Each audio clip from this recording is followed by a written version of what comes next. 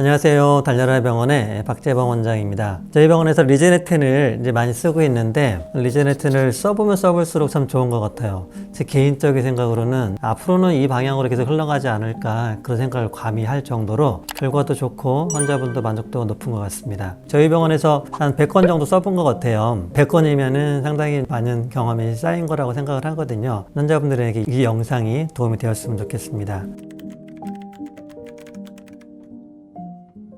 그림에서 보시는 것처럼 우리가 이제 첫 번째 이미지는 힘줄을 실로 봉합을 하는 과정이죠. 보통 실 달린 나사가 있거든요. 우리가 의학적으로는 앵커라고 합니다. 앵커를 뼈에 삽입을 하고 그 실로 봉합을 하는 거예요. 두 번째 이미지는 봉합한 후에 사진입니다. 우리가 보통 이렇게 두 번째까지 기존에 많이 했죠. 그런데 리제네텐이라는 것은 그 위에 추가로 이렇게 패치를 삽입을 해서 고정을 하는 방식입니다. 보통은 이제 5주 후쯤부터는 그 리제네텐 속에 아까 덮어놨잖아요. 그 덮어진 리제네텐 조직 속으로 섬유 모세포가 이동을 합니다. 그리고 3개월쯤 되면 리제네텐이 점점 흡수가 되면서 손상 부위가 재생이 되고 리제네텐이 6개월 후에는 힘줄로 변화가 됩니다. 이것이 참 신기한 건데요. 보통은 이제 자기 힘줄이 잘 붙는 것까지는 이해가 되거든요. 예전에 사실은 PRP나 콜라겐이나 이런 걸 시도를 많이 했거든요. 그런데 힘줄이 이렇게 두꺼워지는 것은 논문으로 입증이 된 것이 많지 않습니다. 자, 지난번에 보여드렸던 논문인데 재파율이 68% 감소한다. 이게 기존에 비해서 한 3분의 1 정도로 감소하는 거거든요. 굉장히 획기적인 효과라고 생각을 합니다. 그래서 이 논문에 보면은 힘줄을 수술하고 나서 1년째 MRI를 찍어서 분석을 했는데 정상으로 회복이 된 것과 조금 충분한 두께로 회복이 된 거, 또 얇은 두께로 회복이 된 거, 작은 재파열이 된 거, 큰 재파열이 된 거 이렇게 구분을 했어요. 이렇게 작은 재파열이나 큰 재파열이 수술 후에 다시 재파열된 사례로 분석을 한 건데요. 정리를 하면 리제네텐을 사용한 그룹은 60명 중에 5명, 8.3%가 재파열이 되었고 대조군의 경우에는 62명 중에서 16명, 25%가 재파열이 되었습니다. 재파열률이 68%가 감소를 한 거죠. 굉장히 의미가 있는 수치라고 생각을 합니다. 외래에서는 초음파를 좀 보는 경우가 많이 있거든요. 초음파를 해보면 리제네텐을 사용한 그룹은 확실하게 든든한 느낌이 듭니다. 그리고 힘줄의 두께에 대해서도 이 논문에서는 비교를 하고 있는데 힘줄이 뼈에 붙는 자리와 10mm 안측, 20mm 내측 이렇게 세 군데를 정해서 측정을 했는데 세 군데 모두에서 의미 있게 힘줄의 두께가 더 두꺼워진 것으로 나타나고 있습니다. 아까 말씀드린 것처럼 리제네텐이 흡수가 되면서 힘줄로 변한다고 그랬잖아요. 그래서 그것에 대한 증거라고 볼 수도 있겠죠. 또 환자분들이 궁금해하는 부분이 리제네텐 패치를 어떻게 고정을 하냐 이렇게 말씀을 하십니다. 왼쪽에 있는 그림은 사실은 굉장히 작은 패치인데 이 패치를 사실은 고정하는 게 쉽지가 않겠죠. 그런데 이 회사에서 이 제품을 만들 때 키트로 그 리제네텐을 고정할 수 있는 기구까지 포함시켜서 출시를 하고 있습니다. 사실은 비용이 비싼 이유가 그런 것도 다 포함이 돼요. 왼쪽 사진을 보면은 이제 리제네텐 패치를 힘줄 위에 얹어놓고 나서 보시면은 이 보라색 클립이 박혀 있고 또 아래쪽에는 흰색, 회색 클립이 2개가 박혀 있습니다. 이 보라색 클립은 리제네텐을 힘줄 위에 고정을 하는 클립이고 밑에 있는 흰색, 회색 클립은 리제네텐을 뼈에 고정을 하는 클립입니다. 리제네텐을 고정하는 과정을 보면 리제네텐을 특수 기구를 이용을 해서 구멍을 통해서 삽입을 하고 이게 참 총처럼 되어 있는데 스위치를 당기면 리제네텐이 들어간 상태에서 딱 펴지게 되어 있어요. 정확한 부위에다가 위치를 시킨 후에 힘줄 고정용 스테이플러 클립을 삽입을 하는데요. 그래서 그 삽입된 클립은 시간이 지나면 흡수가 됩니다. 그래서 만약에 힘줄 속에 흡수가 되지 않는 클립이 남아있다면 나중에 문제가 될 건데 그래도 다행인 게 시간이 지나면 흡수가 되도록 되어 있어서 전혀 인체에 무해하고요. 그리고 두 번째는 그 리제네텐이 뼈에 붙는 고정시키는 그런 부분이 있어요. 그런 부분은 클립의 재질이 피크라는 클립을 사용을 하는데 그것은 뼈와 물리적 성질이 굉장히 비슷합니다. 그래서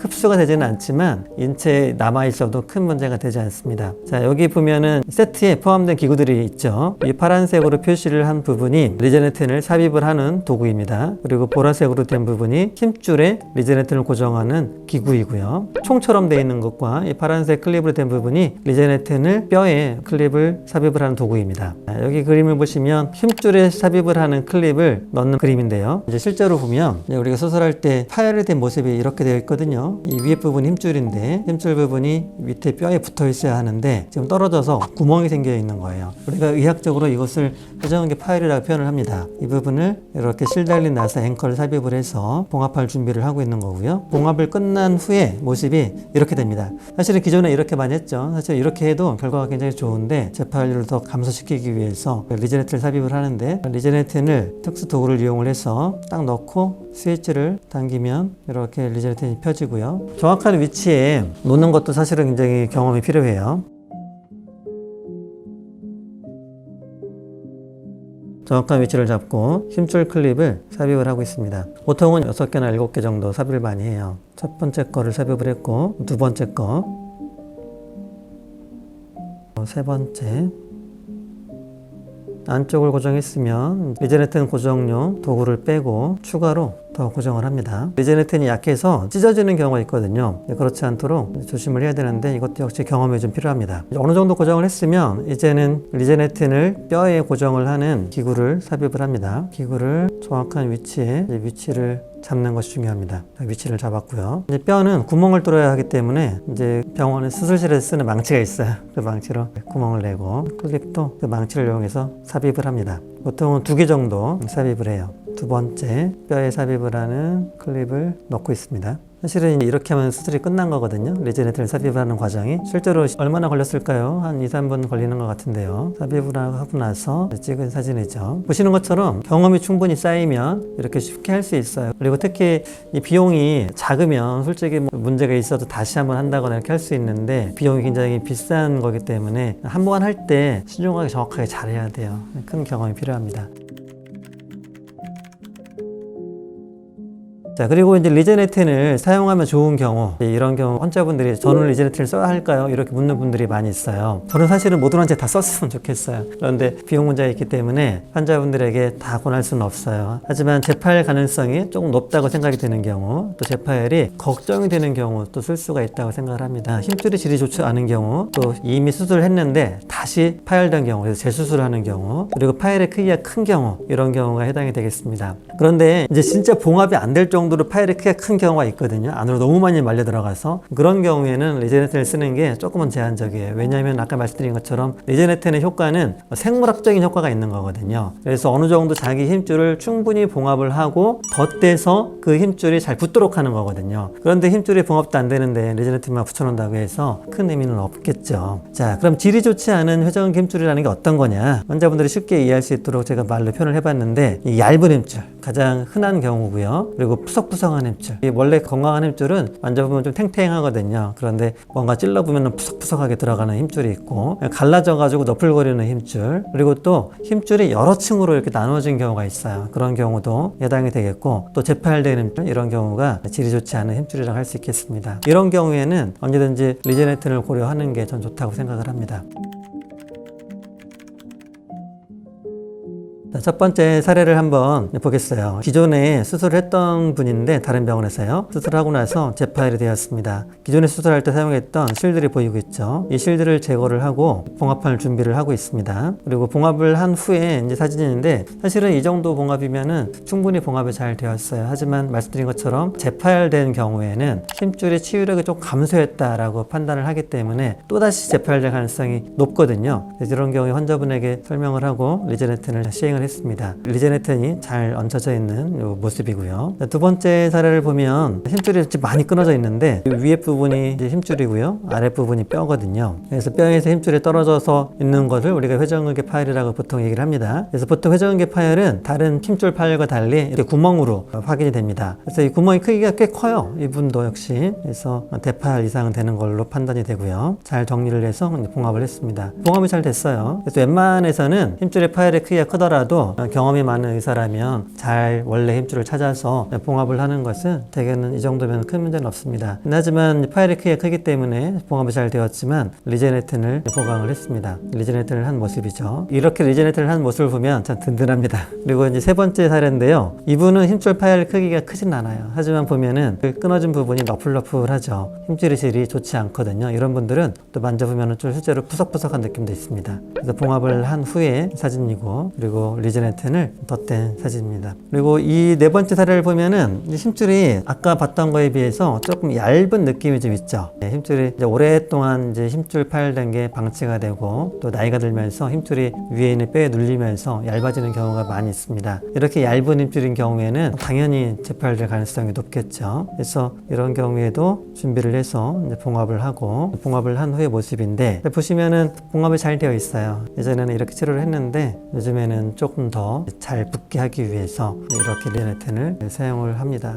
리제네튼을 사용했을 때 이미지인데 든든합니다. 리제네튼을 사용하면 봉합을 하지 않아도 되는 게 아닌가요? 이렇게 말씀하시는 분들도 있어요. 그런데 이제 부분층 파열일 때 봉합을 하지 않고 리제네튼만 사용해서 쓴 논문들이 종종 있습니다. 보면은 결과가 굉장히 좋다고 되어 있어요. 그런데 그 중에 보면은 다시 또 재파열된 경우도 있거든요. 근데 사실은 이제 부분층 파열인 경우에 리제네튼을 쓰지 않아도 결과가 굉장히 좋거든요. 힘줄 봉합을 잘 해놓고 리제네튼을 덮어서 그 힘줄이 더 잘 붙도록 하는 것을 목표로 치료를 하고 있습니다. 보통 논문들이 잘 구성이 돼서 만들어진 논문들이 있어요. 무작위 비교 논문이거든요. 그래서 리제네튼을 사용한 그룹과 그렇지 않은 그룹, 이거 비교를 한 논문을 잘 만들어서 논문을 써야 되는데, 지금까지 나온 논문들을 보면은 사실은 이제 그런 식의 논문들은 별로 없어요. 그냥 써보니까 좋더라, 이런 식의 논문이거든요. 그런 식의 논문들은 사실은 큰 의미가 없는 경우가 많이 있습니다. 그래서 저는 개인적으로는 리제네튼은 보조다. 기본적으로는 자기 힘줄을 잘 봉합을 하는 게 무엇보다 중요하다라고 생각을 하고 있습니다.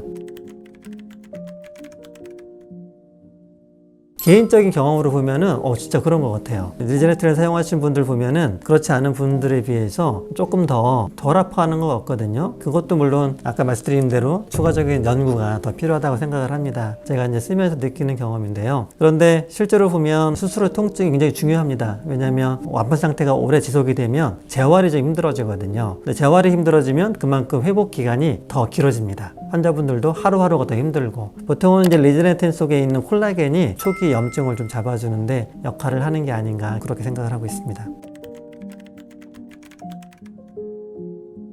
그리고 리제네튼을 사용하면 더 복귀가 빠르냐, 또 환자분들이 궁금해해요. 저는 사실은 그렇게 굳이 할 필요가 있나, 그렇게 생각을 합니다. 어떤 분들은 이제 힘줄 봉합을 하지 않고 리제네튼만 사용을 했을 때 더 빨리 했더니 큰 문제가 없더라, 이렇게 말씀하시는 분들도 사실은 있긴 있거든요. 아까 그런 논문에서도 그렇게 얘기를 하고 있고. 그런데 리제네튼을 고정하는 것을 보면 클립으로 고정하잖아요. 클립이 굉장히 막 튼튼한 고정을 하는 게 아니거든요. 기존에 우리가 힘줄 봉합을 할 때는 실로 뜨고 실을 매듭을 튼튼하게 만들어서 고정을 합니다. 그 실들은 흡수도 안 되는 실들이거든요. 그러니까 그렇게 실로 봉합을 할 때는 견고하게 고정이 되는데, 특히 이제 힘줄에 고정하는 클립은 그래도 그렇게 견고한 고정은 아니에요. 그래서 저는 과연 그 클립을 이용해서 고정을 했을 때 빨리 움직이면 그 고정력이 잘 유지가 될까, 이런 것에 대해서 조금은 의구심이 있어요. 그래서 치료를 할 때는 항상 신중하게 그리고 확실하게 하는 게 좋다고 생각을 합니다. 그리고 리제네튼 이외에 다른 패치 얘기를 하시는 분들이 많이 있어요. 보통은 이제 동종진피라는 것을 이용을 해요. 이 동종진피는 물리적인 보강을 하는데 조금은 더 장점이 있는 패치입니다. 그런데 고정하는 게 사실은 저는 좀 마음에 안 들어요. 왜냐하면 패치라는 것은 자기 힘줄이 잘 붙도록 도와주는 데 역할을 해야 되는데, 동종진피를 고정하는 과정을 보면 자기 힘줄을 고정하는 데 조금은 불리한 점이 있거든요. 동종진피의 경우에는 그 힘줄을 봉합을 하기 위해서 사용되는 그 실 있잖아요. 그 실로 자기 힘줄뿐만 아니라 그림에서 보시는 것처럼 동종진피도 같이 고정을 합니다. 자기 힘줄을 붙이는데 그 힘줄이 오로지 쓰였으면 좋겠는데 그러지 못하는 단점이 있어요. 이렇게 파일이 있을 때 이렇게 고정을 해요. 보통은 실 달린 앵커를 삽입을 해서 그 실로 이제 보강을 하는데, 보통은 이제 리제네튼을 사용을 할 때에는 그 실은 오로지 자기 힘줄을 고정하는데 사용이 됩니다. 그리고 고정은 아까 보여드린 그 클립들을 이용을 해서 별도로 고정용 클립이 따로 있잖아요. 그러니까 자기 힘줄은 자기 힘줄대로 본래 실로 잘 고정을 하고 추가로 덧대는 거거든요. 그래서 자기 힘줄을 고정을 하는데 전혀 방해가 안 돼요. 그리고 지금 개인적인 테크닉과 관련 좀 있을 수도 있는데, 자, 여기 보면은 자기 힘줄을 붙일 때 저는 굉장히 조금 정교하게 부착을 하는 게 굉장히 중요하다고 생각을 하거든요. 제가 힘줄을 고정을 할 때 이렇게 힘줄 고정용 나사를 삽입을 합니다. 그리고 이 실들을 다시 약간 느슨하게 풀어요. 느슨하게, 모든 환자를 항상 이렇게 하거든요. 느슨하게 풀고 자기 힘줄을 이렇게 올바른 위치에 자리를 잡고 실을 고정을 합니다. 이렇게 해서 여기 있는 실 3개를 다 고정을 하거든요. 이렇게요. 그런데 동종진피를 사용을 하면 이 과정을 할 수가 없어요. 왜냐하면 동종진피가 이 힘줄을 위에 덮고 있기 때문에 지금 사용된 이 실로 동종진피도 같이 고정을 해야 되거든요. 그래서 저는 좀 단점이 있다고 생각을 해요. 그래서 동종진피를 사용을 하는 경우에 보면은 이렇게 이거 재파열된 사례죠. 재파열된 것을 정리를 좀 한 후에 사진이죠. 위에 쪽 흰색 이 부분이 힘줄, 파열된 힘줄이고 밑에 있는 부분이 뼈입니다. 이렇게 여러 개의 나사를 삽입을 해서 이 실로 봉합을 하는 과정이고요. 자, 이렇게 1차적으로 실로 묶어놔요. 힘줄을 묶어놓고 나서 이 실로 아까처럼 다시 고정을 해야 되는데, 동종진피가 들어가면 여기 보이는 실 있잖아요. 이 실로 이 힘줄을 부착하는 것과 동종진피를 같이 고정을 합니다. 그래서 이게 동종진피까지 고정을 한 후의 사진이에요. 모양은 참 좋죠. 든든합니다. 네, 하지만 조금 이제 아쉬운 게 있는 거예요. 이 실로 오로지 자기 힘줄을 고정하는 데 쓰였으면 어땠을까 하는 아쉬움이 있는 거죠. 지금까지 환자분들이 궁금해하는 것들을 좀 정리해서 말씀을 드렸습니다. 어찌 보면 제 개인적인 경험도 좀 포함되어 있고 또 개인적인 마음도 포함되어 있습니다. 이제 치료의 패러다임을 좀 바꾸는 변화가 있잖아요. 근데 기존에 있던 변화 중에서 가장 큰 변화 중에 하나가 아닐까 그렇게 생각을 하고 있어요. 환자분들에게 조금 도움이 많이 되었으면 좋겠습니다. 여기까지 마치겠습니다. 네, 감사합니다.